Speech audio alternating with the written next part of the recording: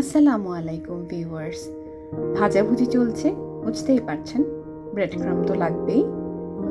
Bread ক্রাম্বটা যদি আপনি বাসাতেই বানাতে পারেন আর সেটা যদি ক্রিস্পি স্পাইসি, তাহলে কেমন হয়?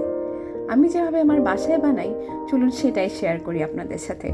বাচ্চাদের টিফিন বক্সে হামেশাই এরকম থেকে যায় পাউরুটির টুকরো, পাউরুটির সাইড, যেগুলো বাচ্চারা খায় না, পছন্দ করে না, সেই রকম ফ্রিজে পড়ে থাকা পাউরুটি সবগুলো আমি এরকম জমিয়ে রাখি, বক্সে রেখে দেই।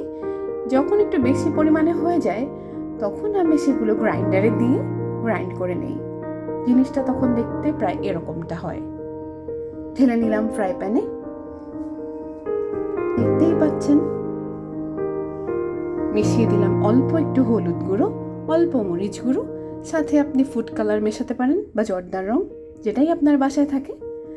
এবার আপনি চুলায় হালকা আঁচে নাড়তে থাকুন, নাড়তেই থাকবেন যেন পুড়ে না যায়। পুড়ে গেলেই তো তিতা হয়ে গেল, যেটা আমরা জানি। সো 5-6 মিনিট এরকম নাড়ার পর চুলোটা বন্ধ করে দিন, ঠান্ডা হতে দিন।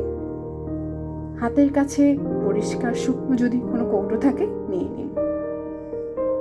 এবার দেখুন কতটা মচমচে হয়েছে। বাসায় বানানো জিনিসের মজাটাই আলাদা। এইরকম কৌটোয় আপনি সংরক্ষণ করতে পারেন 2 থেকে 3 মাস। এতটা অবশ্য দরকার হয় না, ব্রেড ক্রাম্ব তো সবারই দরকার হয়। এভাবে রেখে দিতে পারেন কৌটো। যখনই আপনার বাসায় পাউরুটি থেকে যাবে, এই কাজটা করে দেখতে পারেন। আমি করি, আর আমার বাচ্চারা খুবই পছন্দ করে। নাগেটস বলুন, বিফ বল বলুন, চিকেন বল বলুন, সব কিছুতে ব্রেড ক্রাম্বটা দরকারই হয়।